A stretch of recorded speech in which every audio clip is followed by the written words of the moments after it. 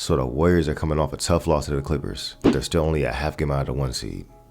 Let's get it. What's good, y'all? We're back at it with another one. So Steph Curry and Lindy Waters were both questionable heading into this game. They both ended up playing. And shout out to Lindy Waters, whose hyperextended knee wasn't too serious. It's honestly a blessing for him, because it could have been way worse. With D'Anthony Melton's injury, there's minutes at the shooting guard position to go around. And thankfully, he's not going to miss his opportunity to showcase himself. And all of a sudden, you got Lindy Waters starting as shooting guard, giving the Warriors a solid 28 minutes. He went 2 of 4 from 3, doing his job spacing the floor. And he also chipped in 5 rebounds and 3 steals. Like I said before, he's not just a 3-point specialist. He's a pretty smart player that, in addition to providing 3-point shooting and spacing, he gives you decent size in the backcourt at 6'6", with some decent athleticism. He also plays hard, and he makes plays defensively, as is evident by this surprisingly impressive chase down block against the Memphis Grizzlies that ended up injuring him in the process after an awkward landing. By the way, that Memphis game was crazy. You can't tell me the refs wasn't cheating, bruh. They must have had some money on Memphis or something, because they was for sure trying to cover that money line.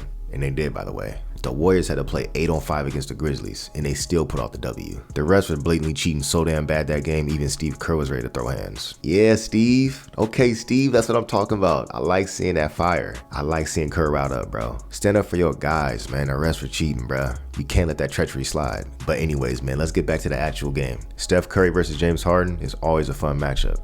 There's a lot of history there. Speaking of the 2009 draft class with you and Steph, all the wars that you guys have gone against one another for 15 years. Like, do you ever find yourself at times on the court or maybe during a timeout reminiscing about like how long you guys have been going against one another? I really feel a type of way about him, just because they got the best of us, like in prime years when we were competitive and we had real chances to reach the finals and compete for a championship for it.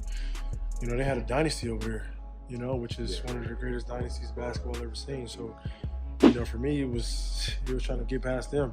That whole 3-4 year stint that they had, and it was damn near, it was frustrating. It is what it is, but just to see the greatness that evolved and that's transpired throughout our entire careers is, hopefully, real true basketball fans can understand it and appreciate it.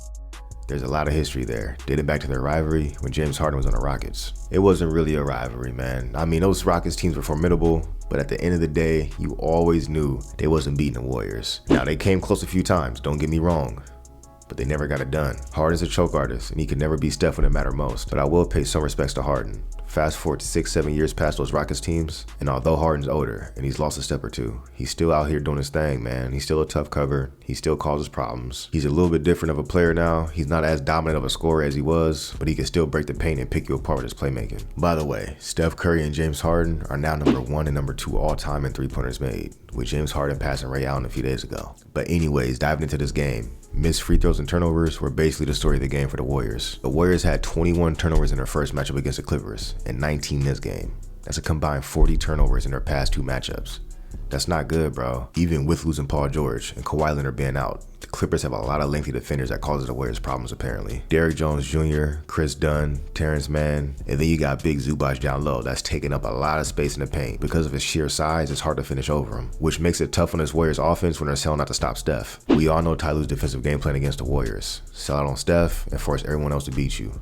Mainly the bigs. They overplay not only Steph, but Buddy Hield as well, and they force the Warriors big men to make plays that put more pressure offensively on Draymond Green and TJD. It's a game plan that's had the most success against the Warriors this season, because the Clippers are really the only team that's been able to stop them, besides the Cavs too. It's tough because even though the Clippers don't have as much firepower as the Warriors, when they turn the ball over like this, it gives them easy opportunities to score in transition, which takes the pressure off them having to be efficient in their half-court offense. This Clippers offense is either a James Harden ISO, a James Harden 2-man game with Zubac, or a James Harden driving kick, which usually lands in Norman Powell's hands. By the way, Norman Powell turns into prime Kobe Bean Bryant against the Warriors, bruh. It's crazy. Like, I swear this dude never misses against the Warriors, dude. Every year, every season, no matter what team he's on, whether he's on the Raptors, the Clippers, it don't matter, bro. This dude gets straight buckets against the Warriors. It doesn't matter who's guarding him. It doesn't matter who's in front of him. If that dude has a Warriors jersey on, all this dude sees is red, bro. I don't know what the defensive game plan was for the Warriors. It was too many times where the defense was helping off of Norman Powell, giving up wide open catch and shoot threes to this hateful man, bro. It's crazy, man. And even after killing him all game, the Warriors kept sacking off him.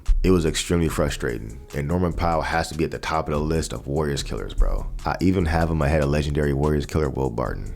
That's saying something. But anyways, getting back to the plot. They came into this game the worst free throw shooting team in the league. Here's Steve Kerr addressing the Warriors free throw shooting. In a close loss like this, how much do you look at the free throw line night and night? Yeah, the free throws obviously hurt us. As a coach, you don't really focus on that. You focus on the turnovers in the first half. As much as you, like you said, you maybe don't dissect the free throw issues, I mean, how big of a problem do you feel like it's becoming? Obviously, you entered the night last in the league. Well, yeah, I mean, I think we entered the game dead last in free throws. We also entered the game 10-2, so they haven't hurt us until tonight. We've got to work on it. Obviously, we've got to, our guys have to get in the gym and find their rhythm, find their confidence from the line for sure. A few of the topics I wanted to touch on.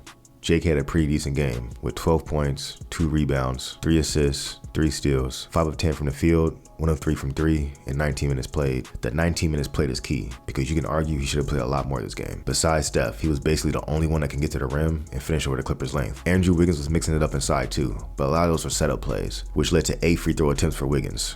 Shout out to Wiggins, by the way, going 6 for 8. But as I was saying, he was the one finishing layups over the Clippers' athletic wings. He was the one finishing layups over Zubac. So for him to only get 19 minutes on top of not starting and not closing when he was having a pretty decent game, that's a tough pill to swallow for Kuminga. I can't remember the exact play, but there was a positive play by the Warriors late in the fourth. The camera panned over to the Warriors bench dapping up players, and everyone on the bench was pretty hyped, except Kuminga, who had a blank monotone expression and did not look happy with the situation. Now, I'm not implying he wasn't happy with the winning play by his team, but he definitely didn't look happy riding the bench. That's all I'm saying. I mean, it is a tough situation. He turned down a lot of money. $35 million a year. He's trying to get a max contract. It's tough, man. We'll see how it goes. Next up, let's talk about Pods, who's definitely been struggling. I'm not gonna lie, offensively, he has been a little disappointing. His jumper hasn't been there this season. I mean, he was so good as a rookie, it kind of set this unrealistic expectation. He's in a little bit of a rut, but I think he'll break out of it soon.